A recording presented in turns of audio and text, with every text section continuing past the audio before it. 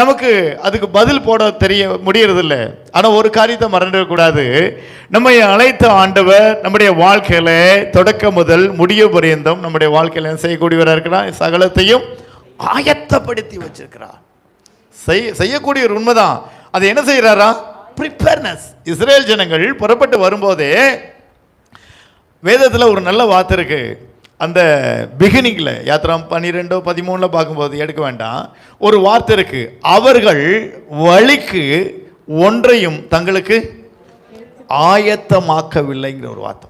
வழிக்கு, ஏன்னா அவங்க என்னைக்கு கிளம்பி போறாங்க அவங்களுக்கே தெரியாது. திடீர்னு ஆண்டவர் சொன்னாரு கிளம்பு அப்படின்ட்டாரு. எப்போ கிளம்பணும்? காலையில் கிளம்பலாமா? எல்லாம் ப்ரிப்பேர் பண்ணலாமா? இல்லை ஆண்டவர் சொல்லிட்டார். ஒரு நேரத்தை சொல்லிட்டாரு, நடுராத்திரியில் உடனே கிளம்பணும். பாருங்க, பெசஞ்சமா புளிக்கிறதுக்குள்ள உடனே கிளம்பணும். அவங்க வழிக்கு ஒன்றும் ஆயத்தமா இல்லை. இது யாத்ரா புஸ்தகத்தில் அவங்களுடைய பிரயாண துவக்கத்தில் சொல்லப்பட்ட வார்த்தை. உபாகம புஸ்தகத்தில் 1வது 2வது அதிகாரங்களில் மோசே கேட்பாரு, பிரயாணம் முடிச்ச பின்னாடி, இப்போ பிரயாணம் தொடங்கி 40 வருஷம் முடிஞ்சு, உங்களுக்கு ஏதாவது குறைவா இருந்துச்சா? அவங்க சொல்றாங்க ஒன்றும் குறைவில்லை. ஹல்லேலூயா. எவ்வளோ தேவைகள் இருந்துச்சு, எவ்வளோ சோதனைகள் இருந்துச்சு, எவ்வளவோ கடினமான பாதைகள் இருந்துச்சு.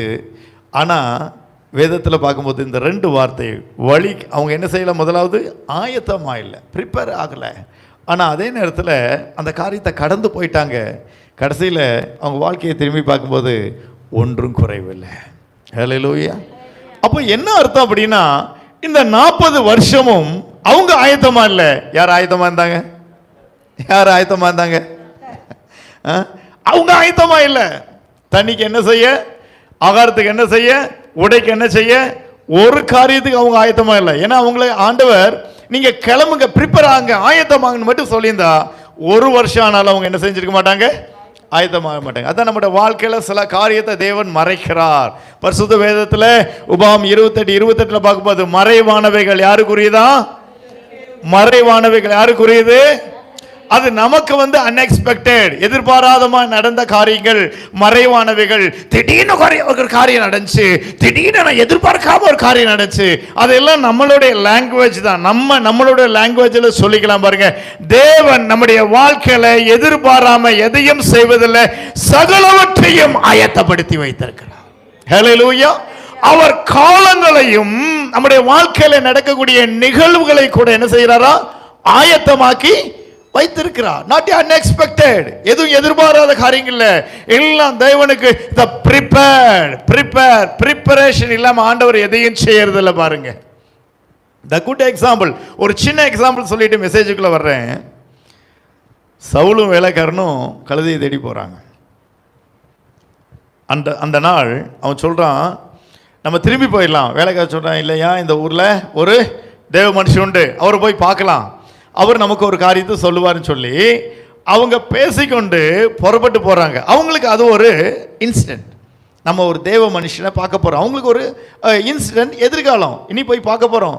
கொஞ்சம் தூரம் நடந்து போய் அங்கே இருக்கக்கூடிய தண்ணி எடுக்கக்கூடிய லேடிஸ்கிட்ட அட்ரஸ் கேட்குறாங்க. அவங்க அட்ரஸ் சொல்கிறாங்க, அவங்க போய் பார்க்குறாங்க. அவங்களுக்கு அது ஒரு எதிர்காலம். நாங்கள் பிளான் பண்ணி நாங்கள் தேவ மனுஷன் சாமுவேலை போய் பார்க்க போகிறோம். ஓகே. ஆனால் பார்க்கும்போது சாமுவேல்கிட்ட ஆண்டவர் முதல் நாளே சொன்னாராம். என்ன சொன்னார்? நாளைக்கு 2 பேர் உன்கிட்ட கழுதையை தேடி வருவாங்கன்னு சொன்னாரா?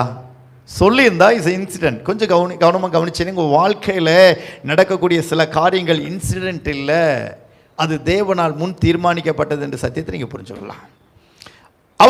ஆண்டவர் சாமுவேல்கிட்ட, ஏன்னா ஆண்டவருக்கு எல்லா காலம் தெரியும். எசையா 45 பார்க்கும்போது வருங்காலத்தை குறித்து யார்கிட்ட கேளு, ஏன்ட்ட கேளுப்பா, நான் சொல்கிறேன் அப்படிங்கிறார். அப்போ ஆண்டவர் நாளைக்கு 2 பேர் உங்ககிட்ட கழுதையை தேடி வருவாங்க அப்படின்னு சொல்லியிருந்தா இஸ் அ இன்சிடென்ட். ஆண்டவர் அப்படி சொல்லலை. அதான் அது ஒரு ட்ரூ உண்மை. கழுதை தேடுறான், கழுதை கிடைக்கல, வேலைக்காரர் சொல்றான், இந்த பட்டணத்தில் ஒரு தேவ மனுஷர் இருக்காரு, அவரை போய் பார்க்கலாம்ப்பா, ஒருவேளை அவர் நமக்கு கழுதைய இருக்கிற இடத்த சொல்லுவாரு.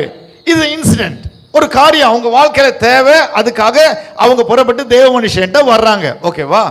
ஆண்டவர் சாமுவேல்ட்ட என்ன சொன்னாரு?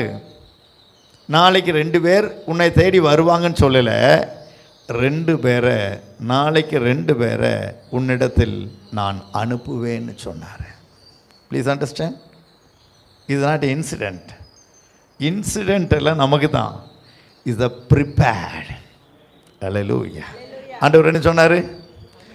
2 பேர்த்த நான் அனுப்புவேன். அவன் கழுதையை தேடி ஓஞ்சு போயிடுவான். அப்போ அவன் சொல்லுவான் திரும்பி போகலான்ட்டு. நானே அவனுக்குள்ள, பிலிப்பியர் 2:13, நானே அவனுக்குள்ள ஒரு விருப்பத்தை கொடுப்பேன், ஒரு சிந்தையை கொடுப்பேன். என்னது? தேவ மனுஷன்ட்ட போய் பார்க்கலாமே, ஆலயத்துக்கு வந்திருக்கிறோம், தேவனுடைய வார்த்தை கேட்க வந்திருக்கிறோம். நீங்கள் எப்படிங்க இந்த சர்ச்சுக்கு வந்தீங்க? எல்லாரும் ஒவ்வொரு கதை சொல்லுவோம், ஒவ்வொரு சாட்சி விட்னஸ் இருக்கும். நீங்கள் எப்படி ஏசப்பாவை ஏற்றுக்கொண்டீங்க? இப்போ நான் கேட்டேன்னா எல்லாரும் ஒரு சாட்சி சொல்லுவீங்க, சரிதானா? எல்லாரும் இந்த சம்பவம், இந்த காரியம், இதனால இந்த வியாதி, இந்த பண தட்டுப்பாடு, இந்த தேவை, பக்கத்து வீட்டு அக்கா சொன்னாங்க, தெரிஞ்சவங்க சொன்னாங்க, எல்லாத்துக்கும் ஒரு ஹிஸ்டரி இருக்கும். அது நமக்கு ஒரு இன்சிடென்ட். ஆனால் ஆண்டவர்கிட்ட கேட்ட சொல்லுவார், நான் தான் அவர்களை இந்த காரியத்தின் மூலம் என்னிடத்துக்கு அனுப்புனேன். ஹல்லேலூயா. சபைக்கு அனுப்புனேன், தேவ மனுஷனை சந்திக்க அனுப்புனேன். அவங்க ஆண்டவர் சொல்லும்போது நாளைக்கு 2 பேர்த்த உன்னிடத்தில் என்ன செய்ய போறேன்? அனுப்ப போறேன். அப்போ வாழ்க்கையில, சவுல் வாழ்க்கையில இந்த கழுதை காணாம போனது, தேடி வந்தது, இது எல்லாம் ஒரு டிராமா. இது எல்லாம் ஆண்டவருடைய பார்வையில் பார்க்கும்போது இது எல்லாம் ஒரு இன்சிடென்ட் இல்ல. உன்னை தேவ மனுஷனை சந்திக்க அனுப்பும்படி நான் உன் வாழ்க்கையில நடப்பித்த ஒரு நாடகங்கள். ஹல்லேலூயா. ஏன்னா ஒரு சில காரியம் உன்னை நான் சூஸ் பண்ணிட்டேன்ப்பா, உனக்கு ஒரு நன்மையை சூஸ் பண்ணிட்டேன், அதை உனக்கு தரணும். அதுக்காக உனக்கு ஒரு சில காரியத்தை நான் என்ன செய்கிறேன்? ஆயத்தமாக்கி வச்சிருக்கிறேன். ஹல்லேலூயா. ஆனப்படினால கர்த்தருடைய பிள்ளைகள், நம்மளோட வாழ்க்கையில் எந்த சூழ்நிலையில் நீங்கள் எதை ஃபேஸ் பண்ணாலும் ஒரு காரியத்தை மனதில் தீர்மானிச்சுங்க, இதிலும் தேவன் எனக்கு ஒரு நன்மையை ஆயத்தப்படுத்தி வைத்திருப்பார். தேவன் என கைவிட